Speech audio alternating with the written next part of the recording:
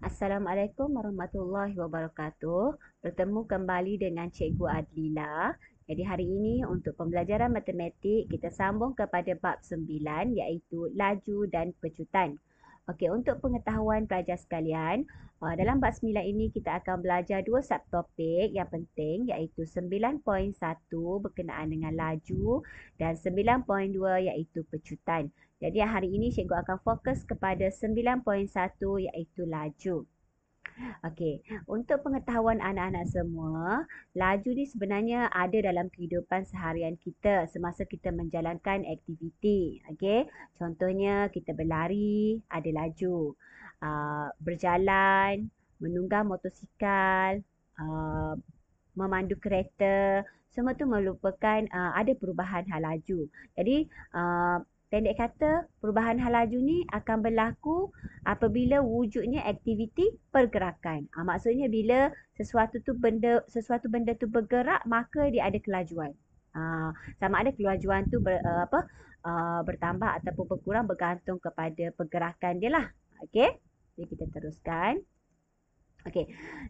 Cuba lihat gambar dua ni. Okey, di sini ada nombor di sini dan sini pun ada nombor dan biasanya nombor ini adalah kelajuan yang diletakkan di sesuatu kenderaan berat. Okey. Jadi ini adalah panduan kepada kenderaan di belakang kenderaan berat ni ataupun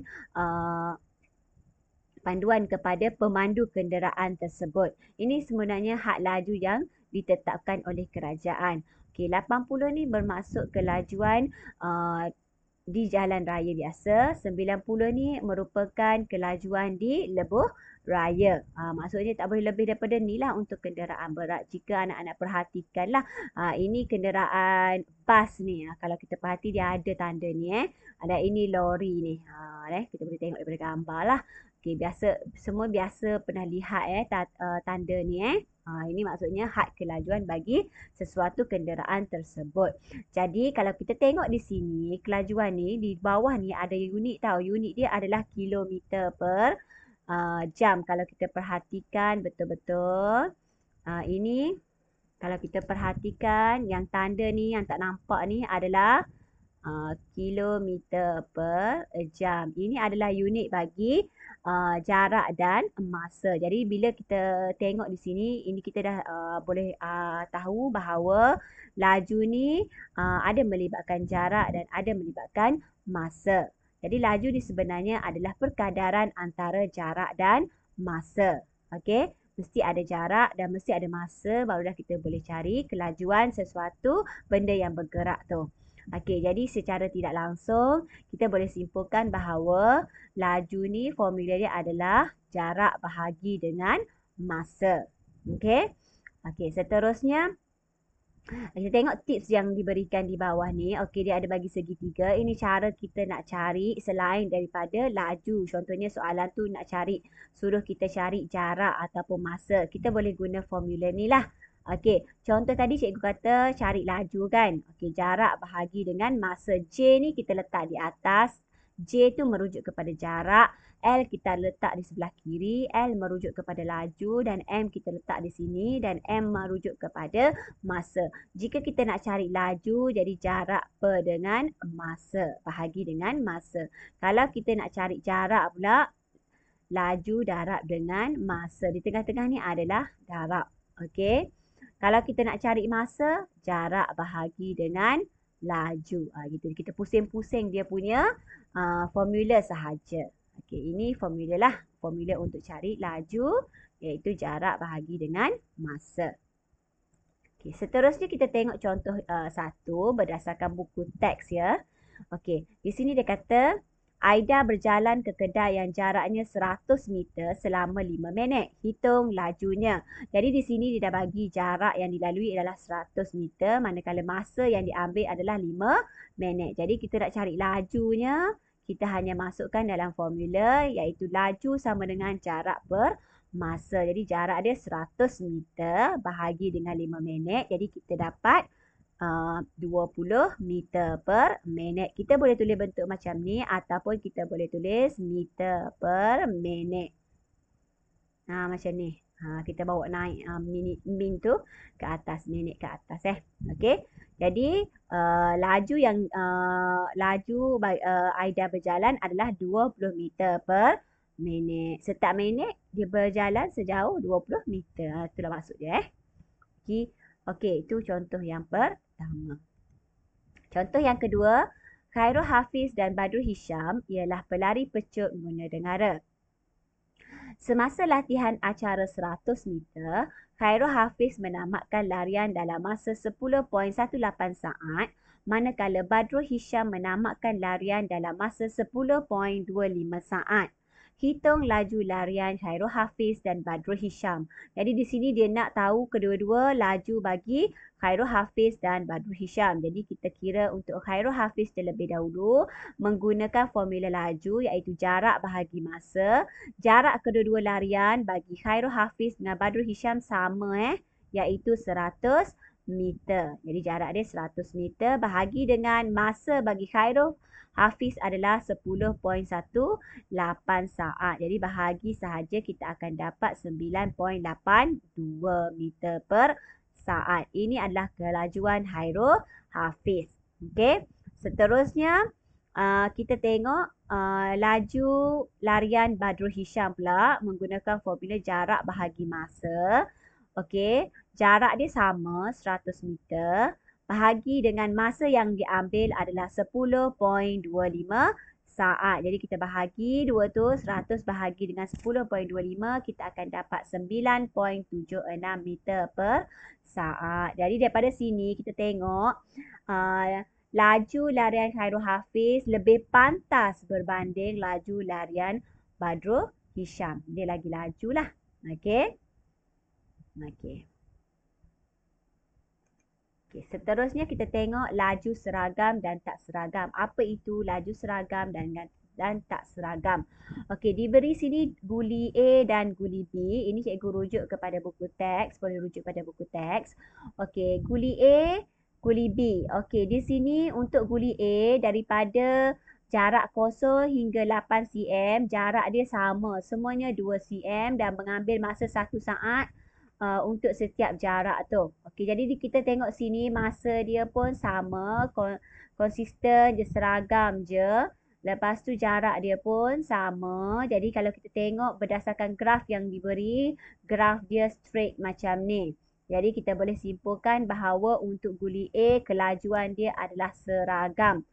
Kenapa seragam? Sebabnya jarak yang dilalui itu seragam, sama, dan masa yang diambil pun sama. Semuanya 1 saat. Okey, laju dia seragam. Okey, kita tengok guli B pula. Okey, guli B daripada 0 ke 8 cm.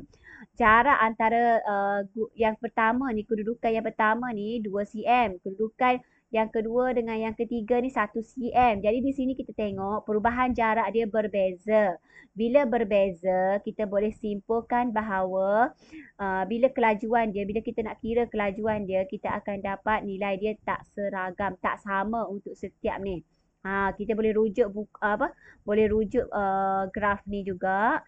Kita tengok graf dia ni macam ni, ada bengkang-bengkok, bermaksud dia tak seragam kelajuan dia.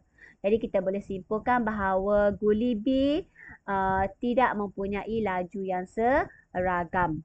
Disebabkan oleh perubahan jarak yang berbeza. Sebab sini 2 cm, sini 1 cm, sini 2 cm, sini 3 cm. Jadi dia berbeza untuk setiap kedudukan dia tu. Jadi laju dia jadi tak seragam. Okey, kita tengok contoh 3. Okey, dia kata sini, Farid memandu sebuah trailer sejauh 170 km dalam masa 2 jam yang pertama dan 190 km dalam 4 jam berikutnya. Adakah Farid memandu trailernya dengan laju seragam? Jelaskan jawapan anda. Okey, bermaksud di sini, dia dah suruh kita cari dua kelajuan. Yang pertama bila masa 2 jam yang pertama dan yang kedua bila 4 jam yang berikutnya. Okey, 4 jam yang berikutnya, berikutnya dan 2 jam yang pertama. Okey, kita kira yang 2 jam yang pertama terlebih dahulu. Okey, nak cari kelajuan dia untuk 2 jam yang pertama, jarak bahagi masa jadi 170 kilometer per dengan 2 jam. Kita akan dapat 80 kilometer per jam. Okey, jadi ini kelajuan untuk 2 jam yang pertama. Seterusnya kita tengok kepada kelajuan 4 jam berikutnya. Jarak yang diambil adalah 190 kilometer. Kita perlu bahagi dengan 4 jam. Jadi kita akan dapat 47.5 kilometer per jam. Tengok di sini kelajuan yang pertama dan yang kedua ni berbeza. Okey, berbeza. Bila berbeza maksudnya kelajuan trailer ni adalah tak seragam. Tidak seragam lah. Okey, sebab kelajuan dia berbeza. Okay, seterusnya kita tengok contoh 4. Okay, Encik Mahesh mengukur bola golf dari tiang P ke tiang S melalui tiang Q dan tiang R. Apakah kelajuan bola golf itu mempunyai laju yang seragam? Jelaskan jawapan anda. Okey, jadi nak tahu kelajuan P ke Q, Q ke R dan R ke S. Seragam atau tidak seragam ketiga-tiga kelajuan ni. Okey, jadi kita kira kelajuan bola golf P ke Q terlebih dahulu. Okey, jadi jarak yang dilalui bola tu dari P ke Q adalah 40 meter dan mengambil masa selama 2 saat. Jadi kita bahagilah 40 meter bahagi dengan 2 saat, kita akan dapat 20 meter per saat. Okey, seterusnya kita kira untuk Q ke R. Bola tu Q ke R. Okey, jadi jarak dia adalah 70 meter, masa dia adalah 3.5 saat. Jadi kita bahagilah 70 bahagi dengan 3.5 meter. 70 meter bahagi dengan 3.5 saat. Jadi kita akan dapat 20 meter per saat. Okey, last kali kita kira kelajuan bola golf itu dari R ke S. Okey, jarak dia adalah 60 meter dan masa dia adalah 3 saat. Kita bahagikan kedua-duanya, kita akan dapat 20 meter per saat. Okey, tengok. Kelajuan P ke Q 20 saat, kelajuan Q ke R 20 saat, kelajuan R ke S pun 20 saat. Semuanya sama kelajuan dia. Jadi bila sama kelajuan maka kita boleh simpulkan bahawa kelajuan bola golf itu adalah seragam. Sama. Okey? Boleh senang sahaja. Okey, seterusnya kita tengok kepada laju purata. Apa itu laju purata? Laju purata ni adalah laju keseluruhan. Keseluruhan pergerakan lah. Dia bergerak ke mana, dia berhenti ke semua kena kira. Okey, laju purata ni sama juga formula dia dengan laju macam biasa. Iaitu laju purata sama dengan jumlah jarak per dengan jumlah masa. Kita kena ambil keseluruhan lah. Okey, kita tengok contoh 5. Okey, dia kata sini. Okey, Amir mula berbasikal dari rumahnya ke bandar A pada pukul 9 pagi. Dalam perjalanan, dia singgah di restoran pizza untuk berehat dan makan sebelum dia menyambung perjalanannya semula ke bandar A. Dia sampai di bandar A pada pukul 12.15 tengah hari. Hitung laju purata dalam kilometer per jam perjalanan itu. Okey, di sini dia suruh hitung laju purata dalam kilometer per jam. Jadi, kita nak cari laju purata, kita kena cari jumlah jarak terlebih dahulu. Jadi, jumlah jarak dia dari rumah ke pizza, ke restoran pizza. Lepas tu dari restoran pizza ke bandar A. Maka kita kena tambahlah 10 km tambah dengan 25 km. Kita akan dapat 35 km untuk jarak dia. Dan seterusnya kita akan cari jumlah masa dia. Jumlah masa dia, dia bertolak dari rumah 9 pagi dan dia sampai ke bandar A pukul 12.15 tengah hari. Jadi kita kena cari tempoh masa di sini. Okey, kena cari tempoh masa. Kita guna sistem 24 jam. Sistem 24 jam. Okey, sistem 24 jam. Okey, jadi 12.15 kita kena tolak dengan 9. Jadi kita akan dapat 2 jam 15 minit. Memandangkan dia nak unit dia dalam jam sahaja. Dia tak nak minit. Jadi kita kena tukar minit tu kepada jam. Minit tukar kepada jam, kita kena bahagi. Bahagi 60. Ini awak boleh tengok kotak biru ni Bahagi 60. Ada 15 bahagi dengan 60, kita akan dapat 0.25 jam. Tambah dengan yang sedia ada 3 jam tu. Jadi masa dia kita akan dapat 3.25 jam. Inilah jumlah masa yang kita kena ambil. Okey.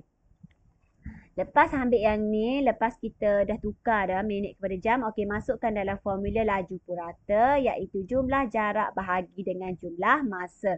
Jumlah jarak kita 35 kilometer, manakala jumlah masa kita adalah 3.25 jam. Kita bahagikan, kita akan dapat laju purata dia mengayuh basikal adalah 10.77 kilometer per jam. Itu sahaja. Senang sangat. Okey. Jadi untuk pembelajaran hari ini sudah tamat. Okey. Jadi kita akan sambung lagi bab 9 ini di lain masa dan di lain hari. Semoga kita akan berjumpa lagi. Sekian, terima kasih. Assalamualaikum.